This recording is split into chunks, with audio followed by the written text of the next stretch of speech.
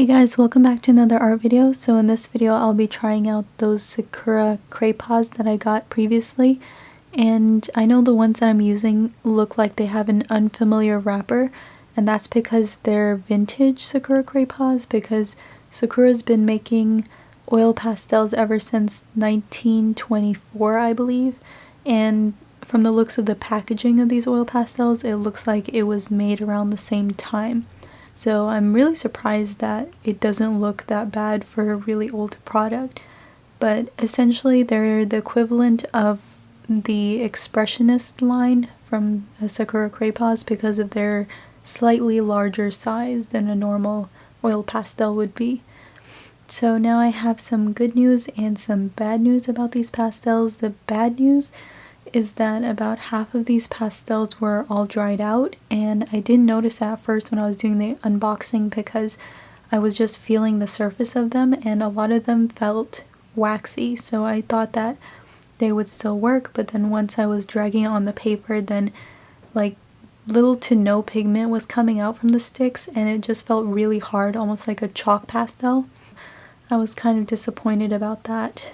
So while I was doing this painting, I just brought out my cheaper oil pastels once again to use along with the Cray-Pas that weren't dried out, just to give me a better color selection. So the good news is, when I initially figured out the problem of these oil pastels, I had planned to return them and just get a brand new set of Expressionist 50 oil pastels. But then when I was trying to explain the reason why I want to return them to the seller, he was very understanding and just decided to give me a full refund, and he told me just not to worry about the return at all, so I'm not complaining. But then I decided to purchase the full set of Caran D'Ache oil pastels out of frustration from not having any decent oil pastel sets to work with. I was trying to be frugal when I buy vintage pastels or vintage art supplies in general, but it doesn't always work. Especially with oil pastels and paints, I recommend just buying fresh new ones because the old ones usually have a lot of problems. So anyway, moving on to the actual painting I'm working on. This painting was inspired by my previous impressionistic scenery painting.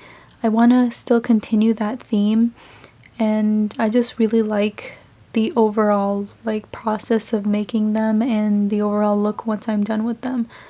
So I just went with that color scheme, but I didn't want all my impressionistic work to depict like pleasant scenes, so I was thinking about like having a drastic tornado in the ocean sort of looking scene. And I still think the Cray-Pas oil pastels are a decent pastel because when I was using the ones that didn't dry out, they were layering and blending really well. Much better than my cheaper ones. The cheaper ones seem to be smearing a lot of the pastel rather than laying the color on. I could definitely tell a lot of difference between my cheaper ones and the Sakura Cray-Pas. There was a big difference. So since there were a lot of oil pastels that dried out from my Cray-Pas set, I didn't really keep track of all of them, and like I should have kept track of them and put them aside. But instead I just like left them in the same container, so whenever I was choosing a color to color with, I ended up getting an unpleasant surprise whenever I chose a dried up color, and then I would realize that this one's dried up, it's not layering any color.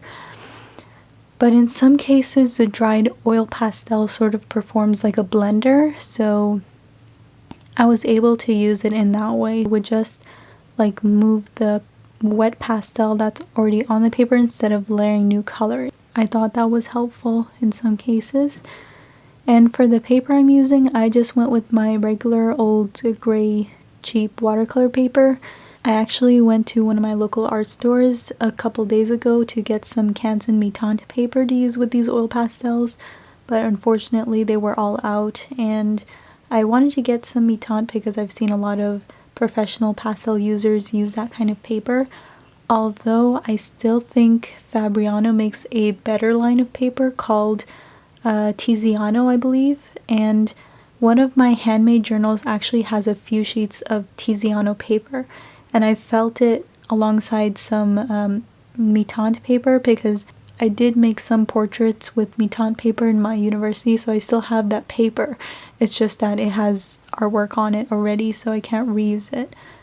But I just feel like Fabriano makes a more coarse and textured paper so that it holds the pastel better. But again, I've never tried oil pastels on either paper. It just feels like Fabriano would do a better job with pastel paper rather than Canson. But I will definitely try that out and see which one holds the pastel better. Also, while I was at the art store, I saw something that was a little disturbing, and I think it's called an art projector or an art tracer or something like that. It's essentially a small projector where you hook up your computer or your phone and it will project the image onto your piece of paper so you could just trace it. And I just think that's the biggest handicap an artist can put on themselves, because when you look at references, you don't want to copy them line by line. You just want the idea so you can translate it into your own style. And I feel like every artist's ultimate goal is to draw straight from their imagination, and you really can't get there if you limit yourself to just tracing. So I don't recommend getting one of those art projectors. I didn't even think they existed, but I guess you could use just a regular projector and do the same thing. Although it depends on how you use it, because I have seen some artists use like a light box to trace over their own drawings. Like, for example, if they sketch something in their sketchbook and they want it for a final project, it's really hard to draw the exact same thing perfectly like how you drew it the first time. I understand that because I've been through that myself, so if you use it in that way to like just trace over your own drawings, I believe it's okay. Anyway, back to the painting. So my camera did end up falling on the paper a couple of times, and that's because I was shaking the table a whole lot when I was trying to blend, because you really do have to apply pressure, and especially since most of my oil pastels were dried up, I was applying a little too much pressure on the table and it kept wobbling. So I apologize if the recording seems a little wobbly, but that was probably the reason why. So in the end, I'm really happy with the final product, although I feel like the way I colored it makes the scene still look pleasant even though it's supposed to be a dramatic scene. And I probably should have gone for a more muted color palette, and that would have definitely added more mood to the painting a bit. But I really wanted the opportunity to use all the colors of my oil pastel sets, and that's usually how I finish a painting. I just look at all the colors and I use a little bit of all of them. So in the end, I think it looks pretty decent, although I do really want to experiment with different color schemes and try to make scenes look more dramatic. Alright, so that's all I have to say for this video. Be sure to subscribe if you want to see my Caran D'Ache oil pastel review. I haven't seen any good Caran D'Ache oil pastel paintings on YouTube, so I'm hoping to be the first one to review them decently. Thank you very much for watching, and I'll see you guys in my next video.